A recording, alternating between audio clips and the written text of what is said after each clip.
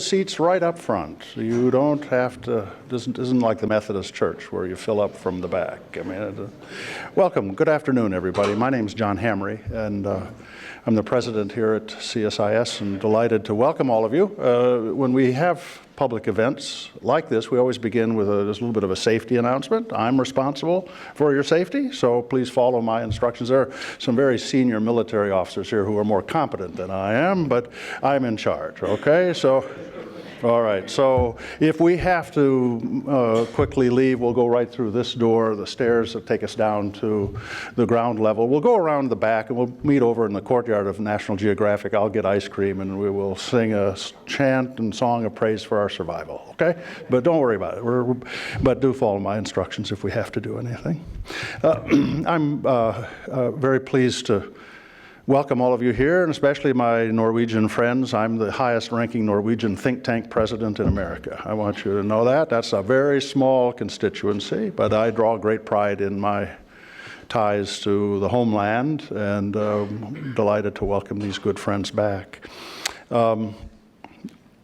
They had the foresight, well, I think over a year ago, to start envisioning, you know, a serious book about the, you know, what is collective self-defense mean in this new era. And I'm glad they did, because this is something that frankly we've all been a bit caught off balance to realize the dynamic that's been unfolding for several years. You've been closer to it, and you know, you've seen this, but you were wanting to bring this to our attention. You know, we're going to talk about collective self-defense. These guys are going to talk about this today. But let's just step back a second. You know, NATO is really, yes, it is the most successful military alliance in history, but ultimately it's a political alliance. It was what we committed to do to help shape the political evolution of Europe, so that it would be free and whole and not subject to the intimidation of a threatening external power. And that was back in 1947, 48, 49, you know, when we started to realize we were going to need to do that. About a month ago in Munich, the Russian foreign minister proudly said the liberal international order is over. That was quite a statement. And you would have to acknowledge that the forces of authoritarianism are on the rise. You know, and they, frankly, are more successful in mastering social media than our democracies. We're struggling. I think we have to go back to the foundation. We have to think about this all over again. What is the nature of the world we choose to create? What role do we play in it? And what role does a military alliance play in that? I think it's very much the way it was back in 1949. It is, we have to bind ourselves together to have an affordable way to deflect the intimidation that is coming at us from a very willful adversary. I don't doubt that we can prevail, but we have to rediscover this foundation of why we are allies and why we are bound together in a common purpose. That's the backdrop to what you've been doing. It has to be a broader debate than just among a military community. It has to be a broad debate within American society and, frankly, within Europe. And I say to my friends, I'm not terribly worried about our success in standing up to this pressure. I'm terrified that Europe could fall apart in the next year, the European Union. That is the biggest security risk America faces right now, in my view. I hope we talk a little bit about that today, because we have to find a new way. NATO no longer can just be America's way of dominating the security landscape of Europe. We have to start thinking about this in a different way.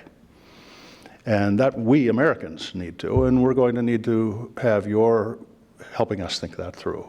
We're going to start on that today. I'm so grateful to have you here. Rolf, I think you're going to get this started for real. Is that right? Well, you get rid of me, and now you get Rolf. Please come on up here, Rolf. We look forward to hearing you. Thank you all. Thanks for coming, everybody.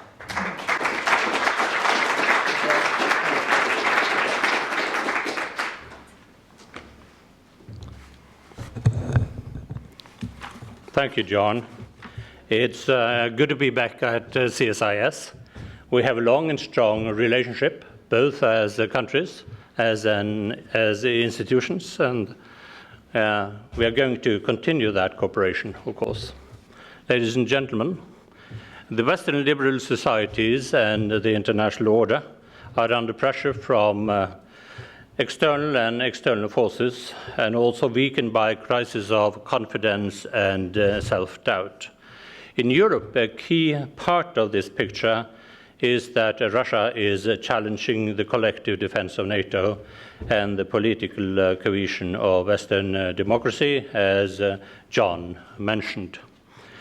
I would say that US priorities in the years to come might become decisive in our dealing with Russia, but also the related question whether NATO Europe is prepared to shoulder a larger share of the costs. That's a factor of the situation now, which is much more clearer than it used to be from, I would say, from 1953 onwards, when this was raised for the first time. One could argue that the future does not belong to Russia. After nearly a decade of growth, Russia's economic and political system is about to descend into Soviet-era stagnation. And yet, Russia has managed to rebuild considerable military capabilities, which constitute a challenge to the defense of Europe in forward eras, as you know, and more broadly by establishing anti-access capabilities that could reach all of Europe and into the North Atlantic. One part of the problem is that an arc of steel is descending across Europe from the Arctic to the Mediterranean. A number of anti-access bubbles based on precision guided missiles, SS-400, Iskander, Caliber, KH-101, and so on and so forth. Another part of it, and a related part of it, is Russia's bastion defense in the north, which has been re-established after the turn of the century. Russia's strategic submarines in the Arctic are accorded very high priority in Russian thinking and strategy. And in a conflict, Russia will make every effort to defend them by establishing sea control in northern waters and sea denial further to the south and west down to the Greenland, Iceland, UK gap. And this combination of anti-access bubbles across Europe and the bastion defense from the north stands out, as we emphasize in the report, as a strategic challenge to transatlantic defense, as it threatens the link between North America and Europe. As I indicated, that is a key message of our publication. Which brings us to the crucial question, how can NATO respond to a resurgent Russia? Well, the Whitehall paper we have written together makes it clear that NATO has taken the first step towards re-establishing deterrence and defense through forward bases on the eastern flank, and that it is now time for the alliance to adapt a more comprehensive approach by addressing the maritime domain, notably the North Atlantic. So, ladies and gentlemen, with this setting in mind, I'm looking forward to the presentations through the lenses of three countries, the United States, United Kingdom, and Norway. These countries, I would argue, with the support from the rest of the northern region, should take the lead to ensure that NATO and its partners devote sufficient resources to strategic direction North Atlantic. So thank you very much.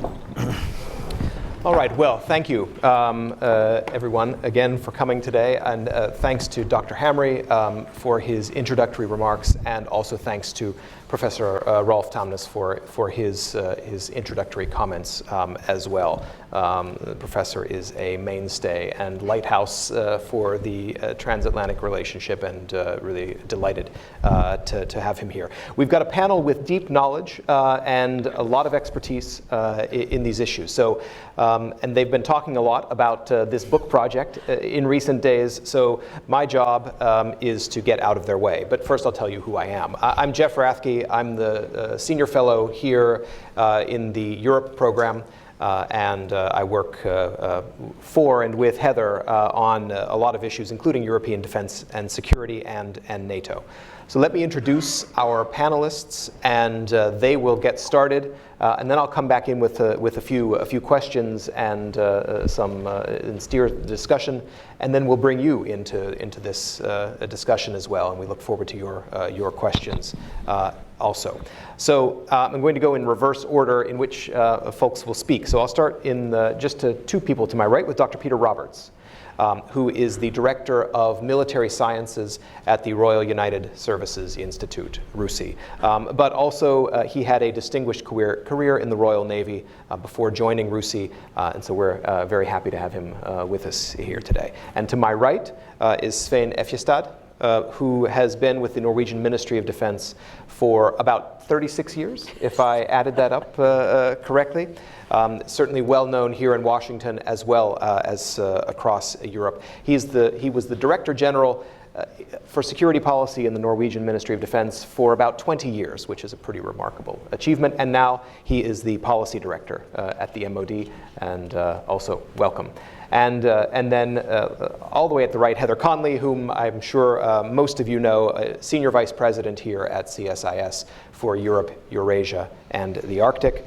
She has been running our Europe program for 8 years, and prior to that held an executive position at the American Red Cross, and was a Deputy Assistant Secretary of State and worked on Central as well as Northern European issues.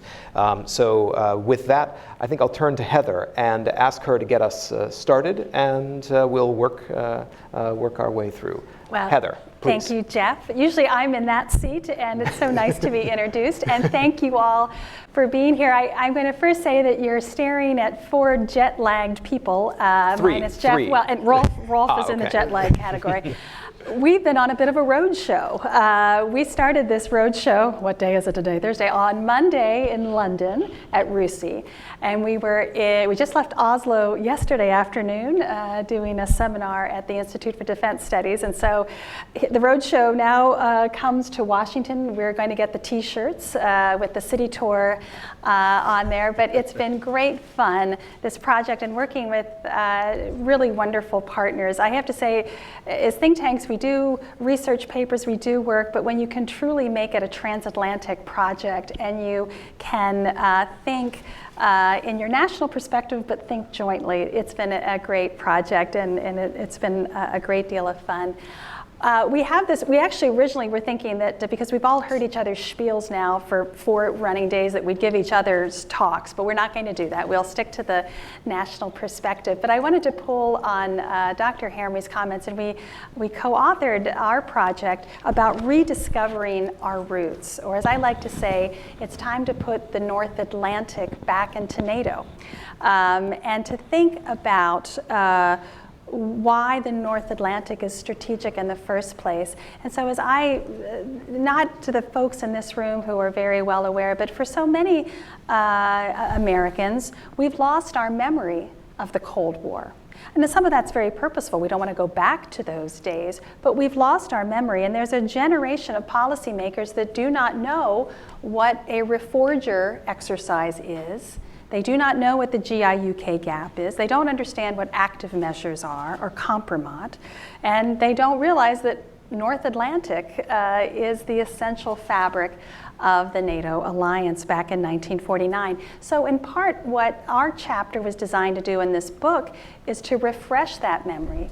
what the U.S., why the North Atlantic was so important, why the U.S. had placed its forces both in Europe and specifically in Northern Europe, and what we had taken out of Northern Europe, and what we find ourselves today putting back in Northern Europe because of the emergence of a Russian threat. So it's in this context, we probably spend too much time telling you about the past, but it's exactly the past that we haven't quite recalled why we were there, and then to understand in a modern context. So our recommendations at the end of our chapter, I want to spend just a few moments and then we can turn to other perspectives. So last July at the NATO Warsaw Summit, the Alliance put forward the Enhanced Forward Presence, which is NATO's enhancement of its eastern flank, 4 NATO battalions in the Baltic states and in Poland. And just last month at the NATO Defense Ministerial, it was announced the Tailored Force Presence, which is a more modest force presence for the Black Sea region. So what we're arguing in our chapter, it's now time for an enhanced northern presence, to now return NATO more strategically to the North Atlantic. We do this in thinking about what are the capabilities that already exist in the region, and turning to what we call a North Atlantic Quad formation of bringing 4 countries together, at least initially, the United States, the United Kingdom, Norway, and Denmark, but potentially looking at France as a partner because of their nuclear submarine capability, and bringing in others. But we have the core capabilities: enhanced maritime patrol aircraft, the rotation of the P-8s to Keflavik. We have both the UK and Norway purchasing P-8s as well.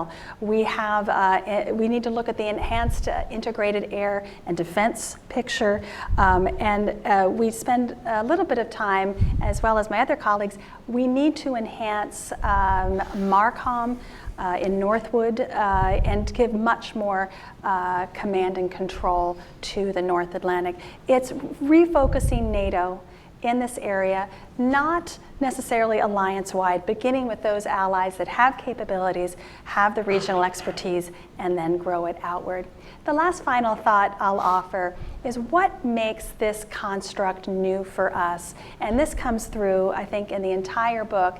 It's not new, but it's returning to us in new ways, and that's the Arctic. For far too long, NATO silos its view. It looks at the Baltic Sea. It looks at the Black Sea. It may look at the North Atlantic. What we need to start understanding is the aperture of this theater is much greater for Russia. It looks at how activities in the Kola Peninsula, the Northern Fleet, are interacting on a wider basis with the Baltic Fleet, looking at ways of engagement in the North Atlantic. We have to start looking at that as well. And NATO must begin to recognize Russia's enhanced military posture in the Arctic and how that works systematically. So this is something that we need to integrate. It's time to get the North Atlantic Council much more engaged in discussion, providing a much greater readiness for the North Atlantic. So it's been great fun to be part of this book, and we hope this stimulates a much greater discussion and, most importantly, enhanced capabilities in the North Atlantic. So with that, I'll pass it over. Wonderful, thank you, Heather. And now I'd like to turn to Svein Effjestad for his perspective. Please. Thank you very much, Jeff. It's good to be back here at CSIS.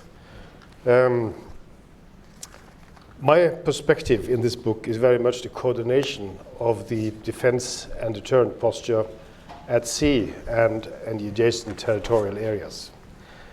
Much of the book is focused on the defense of the North Atlantic Ocean, but it also needs to be seen in the context of the adjacent land territories. So I will try to sum up the gist of what I describe in 7 points. My first point is that it is necessary now to review NATO's maritime strategy from 2011. The security challenges that NATO faces today are very different and much more serious than we foresaw 6 years ago. The new maritime strategy should reflect the basic importance of NATO's supremacy in the North Atlantic. And to quote General Breedlove in this book, The North Atlantic is NATO's lifeblood. It is the transatlantic link. Therefore, it is also basic for collective defense in other areas of Europe. My second point is that we need to identify a level of ambition in the maritime area. We must be able to establish sea control on relatively short notice, at least temporarily, so that we can ensure the flow of reinforcements and resupply from America to Europe.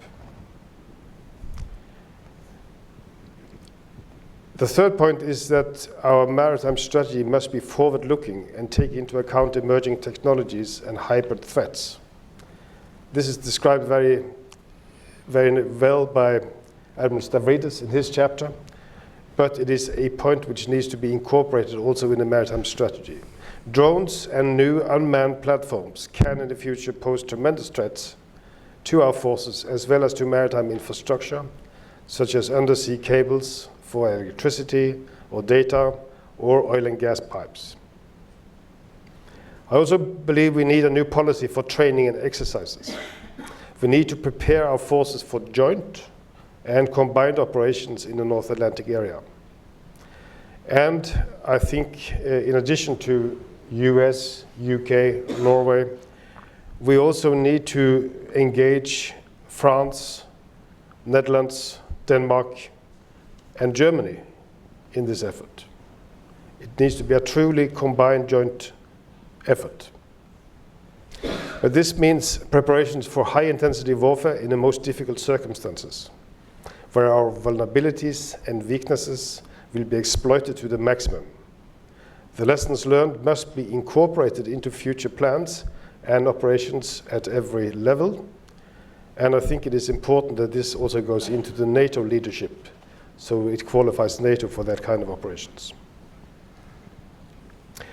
We need to improve our contingency planning. I believe very much of what we have done so far, which have been useful and right, in the Baltic Sea area, in the Black Sea area, has been very reactive in a way. We put forward smaller force contingents to kind of block any advances in that region. I think we should look again at some kind of rapid reinforcement plan for all of Europe, and that would put into context and would reveal what kind of options we would have in a critical situation. My sixth point has to do with NATO's command structure. It has been reformed several times, also after the end of the Cold War, and I think there is agreement now that the current structure is only partially fit for purpose, and it does not reflect the current security challenges we face. This is particularly true for the North Atlantic and northern flank. I believe there is a strong case for the establishment of a joint command responsible for this area, a command that can direct activities in peacetime, do the necessary contingency planning, and form the headquarters for operations in crisis and war. A joint command can draw on resources from the force structure, and, in my view, it should be linked to national headquarters in the area. And I think there are many well-qualified headquarters in the area. By double-hatting some of these, NATO will have much better capacity and better situational awareness. Such arrangements will also help provide a whole-of-government approach to crisis management in the countries adjacent to the North Atlantic. In the case of Norway, we need to coordinate our military planning with the total defense effort. Depending on circumstances, bilateral arrangements could be implemented to tackle a crisis. All NATO countries have a commitment to assist both collectively and individually in a crisis. This is what makes NATO so unique and so robust. The defense of Norway depends on Allied strength and unity of efforts in the North Atlantic. This transatlantic link is also decisive for the credibility of Allied defense and deterrence in other areas. Therefore, we must put in place a permanent command arrangement for this area. I believe it can be done by creating a network between existing NATO structures, national headquarters, and NATO force structures. This would not be costly, and it would add the most competent and well-qualified officers in the region to work for NATO in crisis and war. I believe we can restore a credible collective defense without creating unnecessary tension with Russia. There is, in my opinion, no need for offensive large deployments close to the strategic Russian bases in the north. It will be more difficult to maintain stability if we are not able to show our preparedness for collective defense. Thank you. Thank you very much, Svein. Dr. Roberts will let you bat cleanup today. So with that, the floor is yours, Peter. Thanks very much. I think what's really lovely about this book is when you get someone like General Breedlove writing the introduction. You have Stavridis finishing it, very powerful individuals. And there's this great sentence by General Breedlove who says in his foreword that we must have command of the sea. As if this is something that has gone, it's past us, it's disappeared. This sort of resonates with me as a mariner because there's this great British belief that the North Atlantic has always been uncontested. It's been ours. We've always had it, owned it. It's been there for trade to deliver the $4 trillion worth of goods and services that cross the North Atlantic every year. There's this idea that actually it will always be there. That there is no doubt that it will ever be there. And I think that idea is somehow now being challenged. And if you go back right the way through to the 1980s, while the North Atlantic was challenged, it wasn't challenged in a particularly viable way. But nonetheless, there was contest there. There was always something going on that pushed and that European nations always responded to since the 14th, 15th century. That they had built capabilities that were capable of responding to whatever challenges that emerged. But in the 1980s, you saw a real difference in Europe.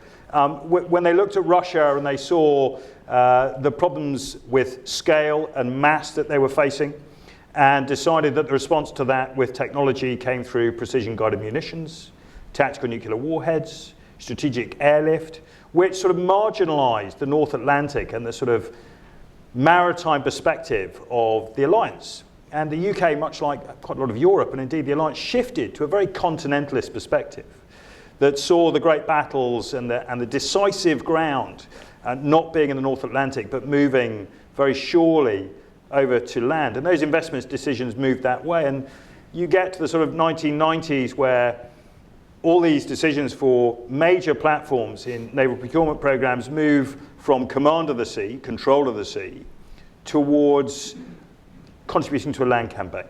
In doctrinal terms, military theory terms, this moves from the great American theorist Alfred Ter Mahan, who talked about the capabilities that were needed to drive the contest at sea and to win and to control, to Julian Corbett, who thought decisive acts only happened on the land and the sea was there merely to manage them.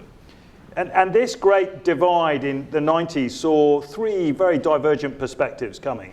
The European one, as I've said, which talked much more about the land borders, the land fight.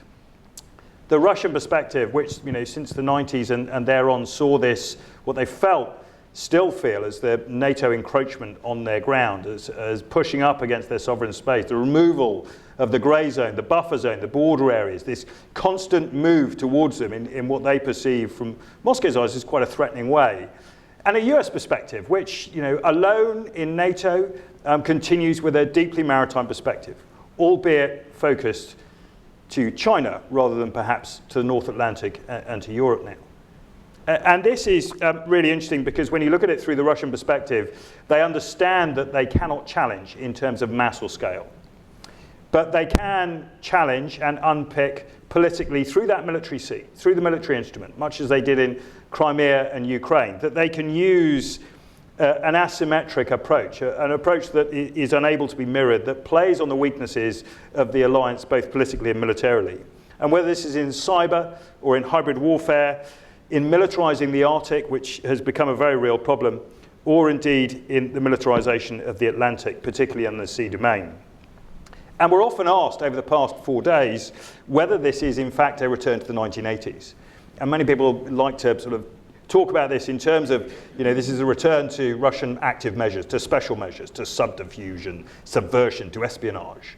And in many ways, for the Russians, it is, I think. But I don't think it is necessarily from a US or from a European perspective. And the European perspective is very interesting because it is vastly constrained by resources. And it looks at this problem and security through a purely financial and economic lens. And this, I think, is a real problem which we've got to break down these barriers for, because within NATO, contrasting it with the 1980s, now there is a paucity of doctrine and concepts of fighting at sea, particularly in deep water and against a near-peer adversary who has, critically, a significant political will and a higher risk appetite than exists in Europe. This is where the difference is being made. Yes, the Yasen, the Boré class are superb submarines. That their weapon systems are impressive. And they are certainly operating with world-class capabilities, but not at a scale. What they are willing to do is employ their military force in a very different way, in a way that really stretches our own political imagination in Europe. And indeed, on our military application in Europe, we seem to be unable to match them. And this is a real challenge, because Moscow is operating in the military space with different moral, legal, and ethical boundaries and frameworks than we are in the West. And this places a significant challenge. It's a challenge that needs confronting, though.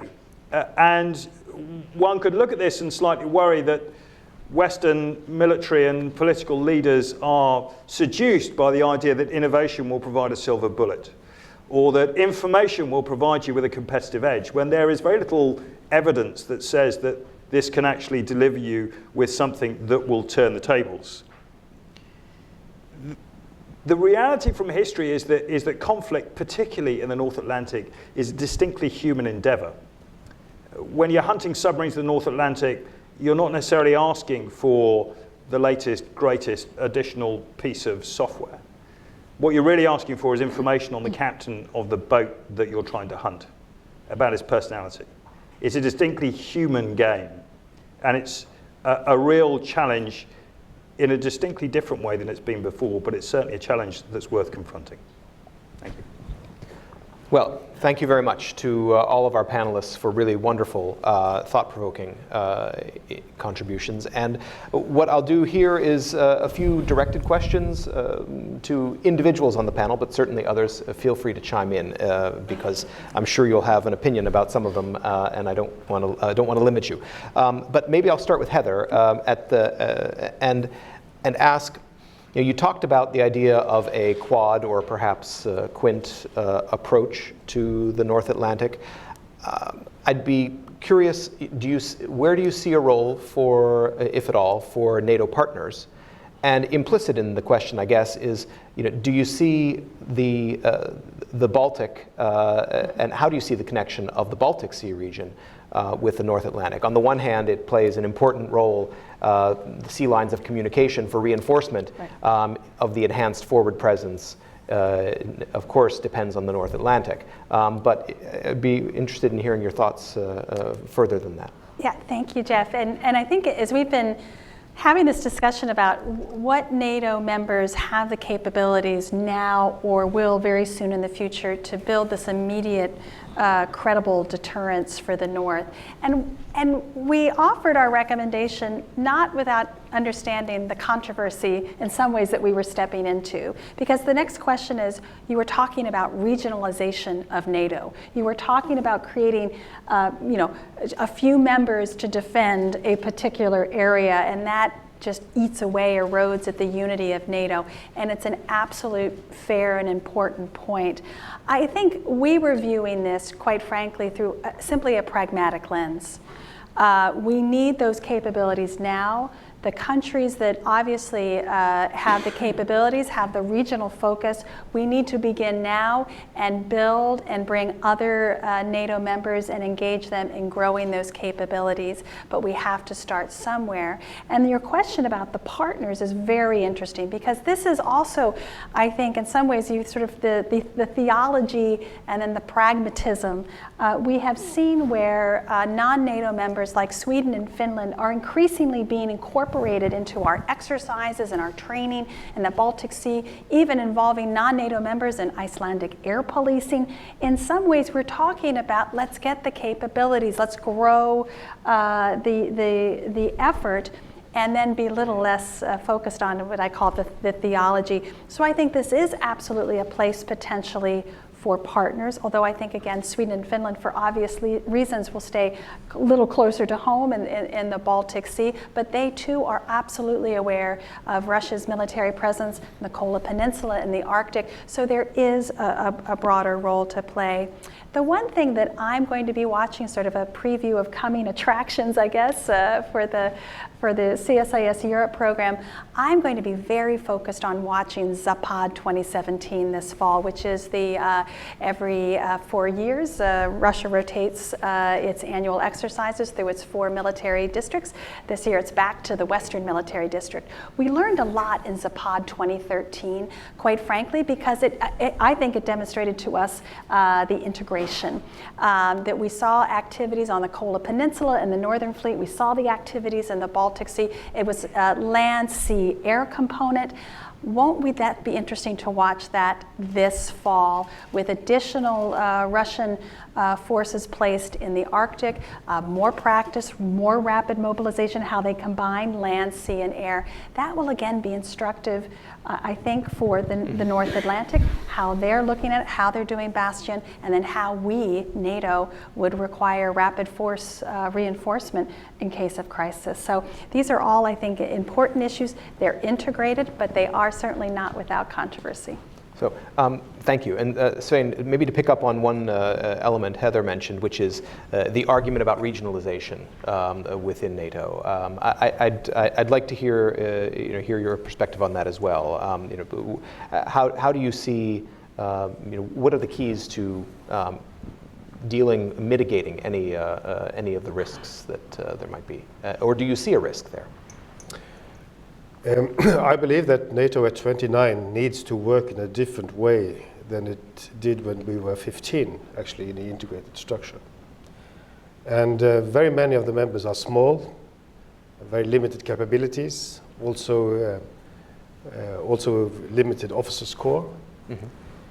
I believe that we need to develop a system where the general policies are developed at 29, but implementation, execution could well be done in a more regional setting amongst those who are directly involved and directly affected. This is happening also as we speak, because I think the majority of bigger exercises in Europe today are arranged by invitation from single countries or groups of countries. The Baltops operation, for example, in the Baltic Sea, is not a NATO-led operation. The same applies to cold response in Norway or to Arctic Challenge. So this is happening anyway. And I think if we allow this to happen inside NATO, then NATO would be coupled on this process, which I think is a positive one. Mm-hmm. But of course, we have to be careful. We must not allow this to develop into cracks and divisions in the alliance. And that is quite a challenge now, because the security challenges from the south are very different in character from those that we see in the north and the east. Mm-hmm. And we also fully have to recognize the concerns in the south, but they have to be dealt with in a different way than what we are doing in the north and the east. One aspect that I'd like to add also is the aspect of vulnerability. For the last 20 years, we have not really invested in protecting our infrastructure. And with long-range, very precise weapons, which can be launched at very little or no warning, we could be taken by surprise. And there is a danger that the force posture, perhaps on both sides, could be destabilizing in the sense that there's a big premium for those who act first. That is also a concern which I think we need to take into account. Okay, thanks, Svein. Peter, The 2015 SDSR in the United Kingdom went a long way to reverse, I think, some trends and to bolster British capabilities. Of course, now we're in an age of Brexit and a lot of question about what that will mean, on the one hand, for political focus in the next couple of years, but also what global Britain means in security and defense terms. So I'd be curious where you see those trade-offs, especially as regards the North Atlantic versus power projection in other theaters, and how those trade-offs will be weighed. I think these are questions that the British government is trying to get to grips with now. There's a very real feeling that there is an ambition and aspiration to have this global impact, to follow the economics, and to ensure that Britain upholds those values that it likes to talk so much about. And there is a balance here. The two new aircraft carriers, I think the first one, Queen Elizabeth, its inaugural deployment will be to the South China Seas.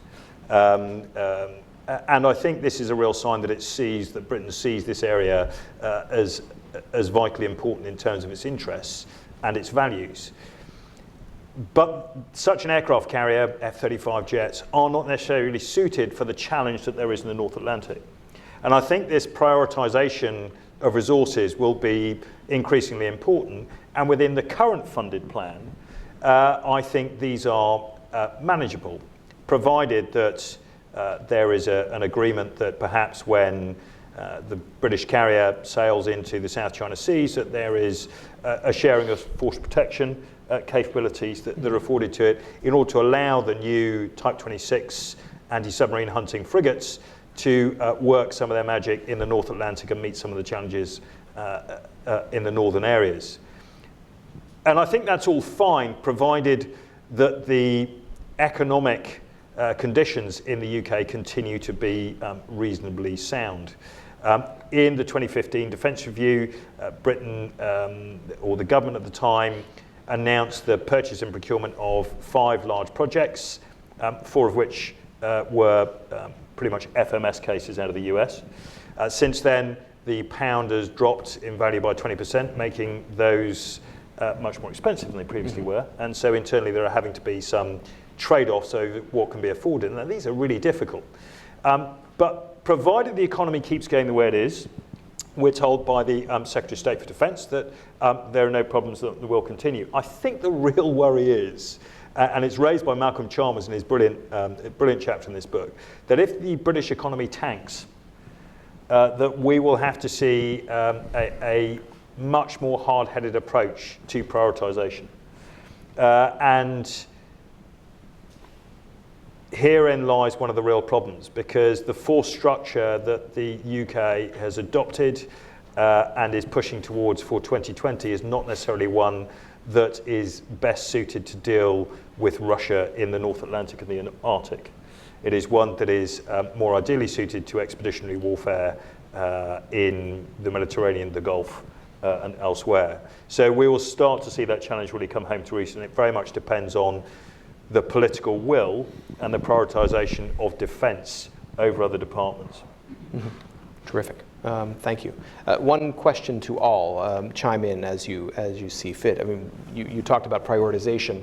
That brings us also, I think, around to the question of burden sharing. And there's been a lot of discussion. I think everybody's familiar with the 2% and 20% targets that NATO leaders have agreed to.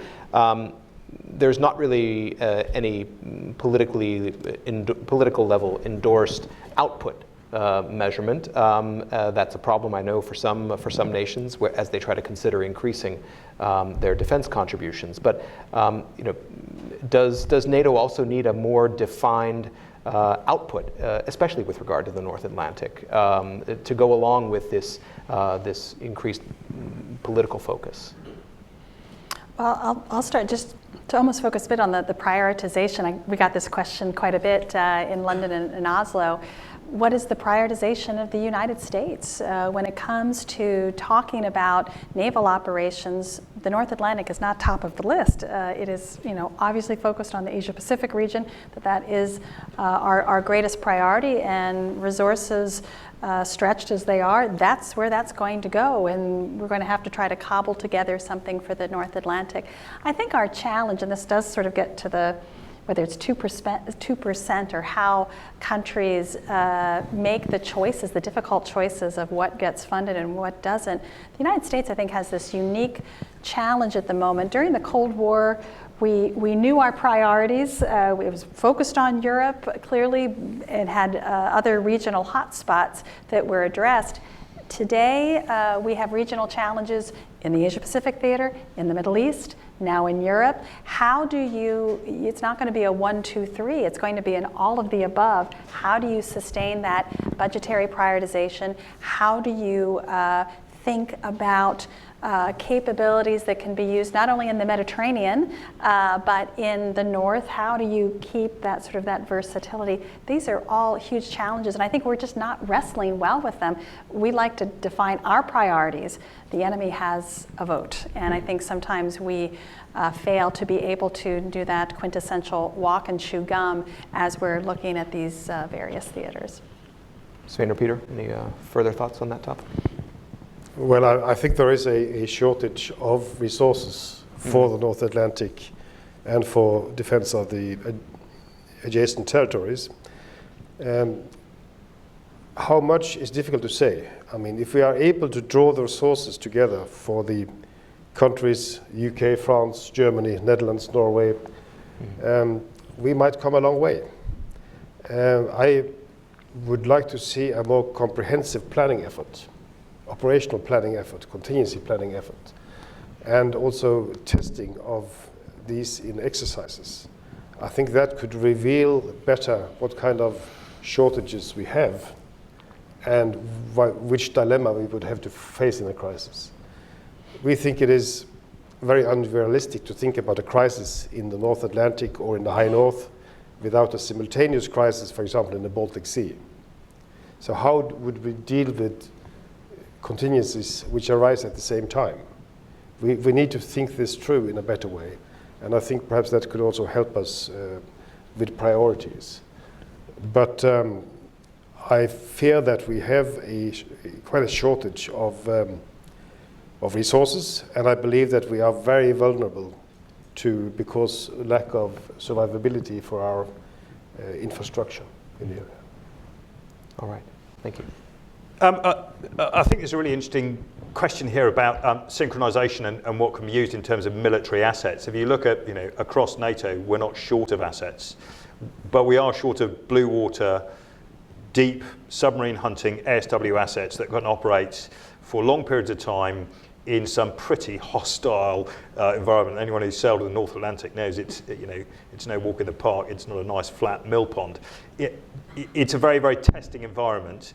But there are only limited assets, therefore, that you want to use there. And prioritizing those assets to put them there is something that can be done by relatively a select group of nations and can derive benefit. And in terms of the US, this is very interesting because if you're looking at submarine hunting skills, there is going to be a huge requirement to develop those skills at scale. China's planned for 111 submarines across its fleet by 2045 or so, 2050. You're going to have a huge requirement for ASW that is becoming more tactically aware. Being able to develop tactics for that with a mature alliance in the North Atlantic against a very sophisticated adversary is going to reap huge benefits for the United States in both oceans for the US Navy in future. There is an ability to train and develop those tactics in the North Atlantic now, and then use them to transfer into the Pacific as required over the next coming decades. So there is a real opportunity, but the burden sharing here is sort of intellectual. And it's that intellectual effort, that sharing of knowledge, of tactics, of experience between the navies that are operating in the North Atlantic that will reap rewards. And that intellectual effort is hugely fungible. And I think that's where, as Admiral Stavridis raises as one of his recommendations in his chapter, is the investment in the intellectual capital between those states that are operating and those navies that are operating in the North Atlantic is a real area of opportunity. Thank you. Well, I'd like to turn to the audience now and ask for questions from you. And we have microphones in the back, so if you put your hand up, we'll run a microphone down to you. I would just ask that you give us your name and your affiliation, and give us a clearly focused question, and we'll take contributions as well. And while people put their thoughts together, yes, I see one. I see one hand. I know your name, but I think everybody else will benefit from hearing it. Please, Magnus. Hi, Magnus Orman from the Atlantic Council. Thank you so much to the panelists for their remarks, and thanks for CSIS for putting this on. So I want to go back to two themes that have already been discussed. One, the rediscovering our history and what we used to do, and history as a guide for the future, and then also ASW. And one thing we discussed and got into during the Cold War was obviously strategic ASW in the North Atlantic, and obviously with Putin rattling the nuclear saber. Do we also need to think about revisiting strategic ASW in the new security environment? Thanks. Okay, thank you. I see another hand up here in the front, so we'll take a second question, and we'll respond to a couple together. Yes, Thomas Ernst, Defense Attaché of Germany. Maybe directed to Mr. Effjestad about C2. You mentioned that we have to do something about command and control. You were directing your thoughts towards jointness and combinedness, and towards the force structure of NATO to be used, and national headquarters to be used. For me, it's a little bit more of the same, where we have made in NATO not the best experiences, using force headquarters, using national structures, combining that. There is not much jointness about North Atlantic operations, a lot of combinedness though. In NATO we have the maritime expertise in the C2 structure on the component level, that's it. So there is not much on the operational level when you look at JTF headquarters, the principles in Brunswick and Naples being deployable, and there is also on the strategic level not much maritime competence.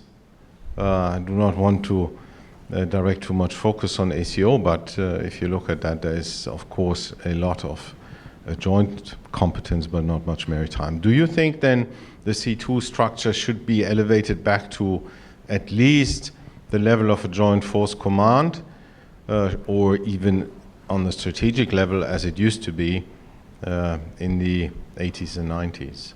Thank you. All right, thank you. I'll ask the panelists to respond to those questions, and I think we'll probably come back for a second round. So if you have additional questions, please be thinking about them.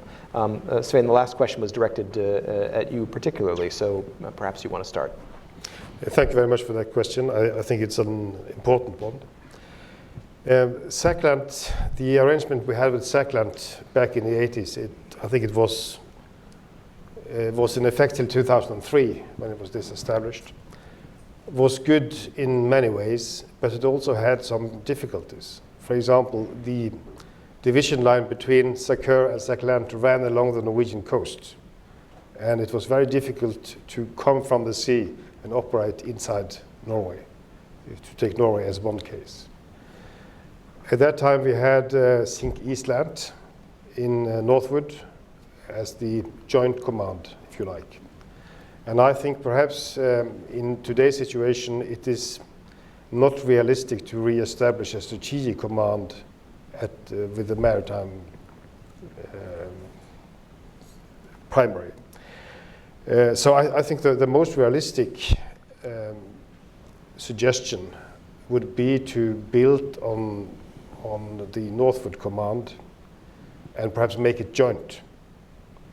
And I think it could be made joint by linking it to, for example, the joint headquarters in Norway, where there's a very good situational awareness for the High North.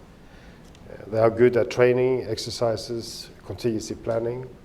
You could also link it to the command in High Wycombe for the air side. You could link it to Denmark, because I believe Denmark, in the new situation, is also a very important bridge between the Atlantic and the Baltic. So I think there are many ways of doing that. I also believe you need to link it to the US and perhaps to the Fleet Forces Command in some way, for submarine coordination, for example. But if you have such a network, I think you will also be more survivable, more robust in many ways. But there needs to be done quite a lot of work in order to make it function. And you would have to give quite a lot of authority to Markham so that he can draw on the resources that he needs when he needs it. I think it is doable.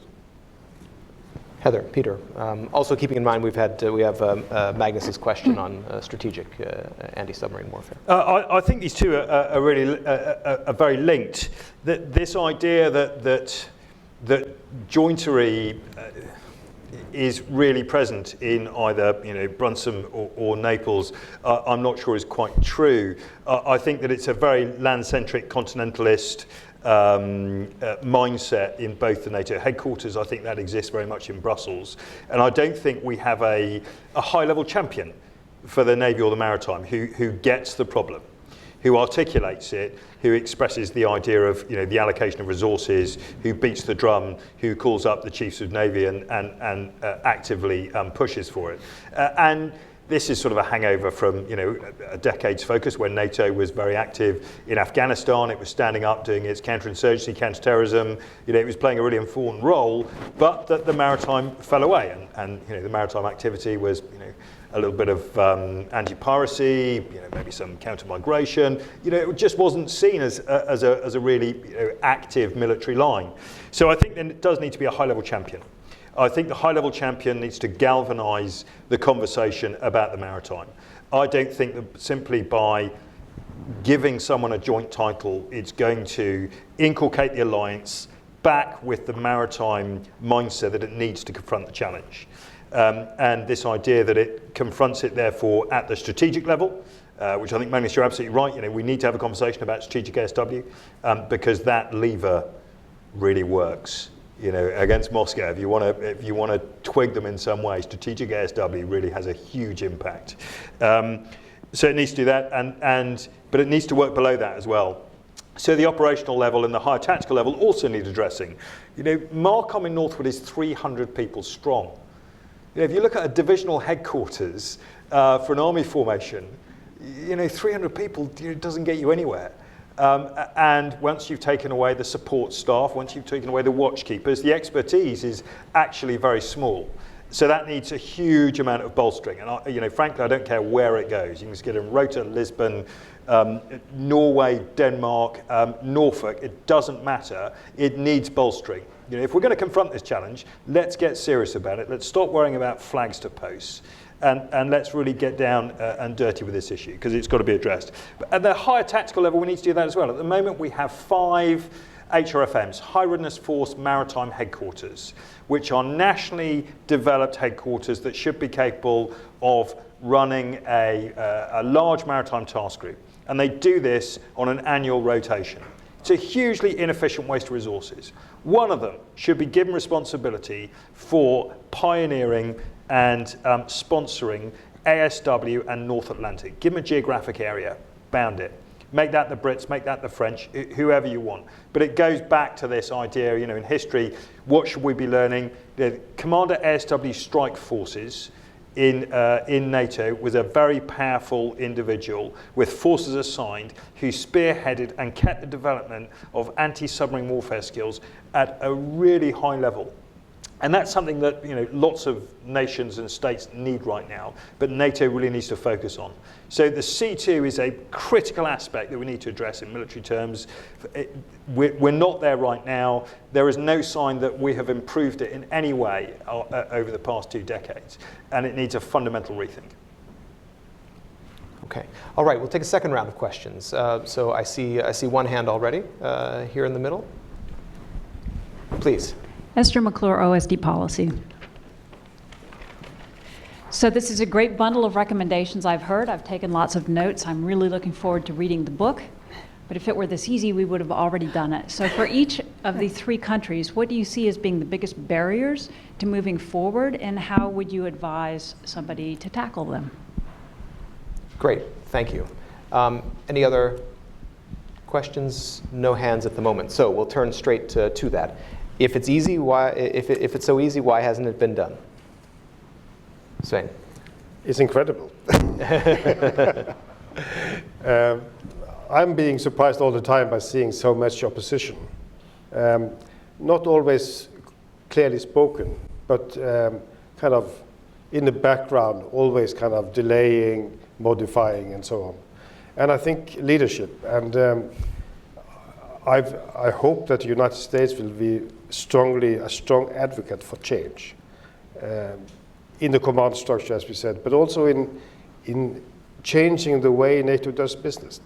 Because if we allow NATO to make the general plans, political plans, the planning assumptions, right, and leave it to those directly affected to implement it and to do it in practice, I think it could also be much, much faster. So, but it is also true that NATO doesn't go anywhere without a strong US leadership, and that you make clear priorities for this work to go forward. And I think the countries that we represent would support you very much. Heather? Well, Esther, it's a great question, and we got a very similar question actually in Oslo, so this is all fine, but how would you do it? And I'll give the same answer. Well, you're looking at three countries that can do something today. The combined leadership of the UK, US, and Norway today could make this a priority within NATO. I would nominate Admiral Richardson to be that high-level champion, maritime champion, as a submariner himself who understands that there needs to be a maritime mindset. Our three countries have capabilities that can be used, and we can grow this if we want to do it now. We can do this. Sometimes we wait for something to happen that either causes us to move off of our inertia. We can do this today. And we have to focus on it, and we're hoping that combined projects, new ideas, we're not going to go back to the Cold War. We don't have the resources, and that's not the most effective way of doing it, but that doesn't mean we do nothing. I think we're seeing an increased operational tempo, and we have an incredible opportunity next year in 2018 with Trident Juncture, the major NATO exercise in this space. We can start now. We have to prioritize it. Peter, we'll give you the final say. Yeah, I mean, a lot of the barriers are a distraction. People get distracted, they move on, they want the next big idea, you know, they've got a attention span, there's 15 minutes and that's it, they move on.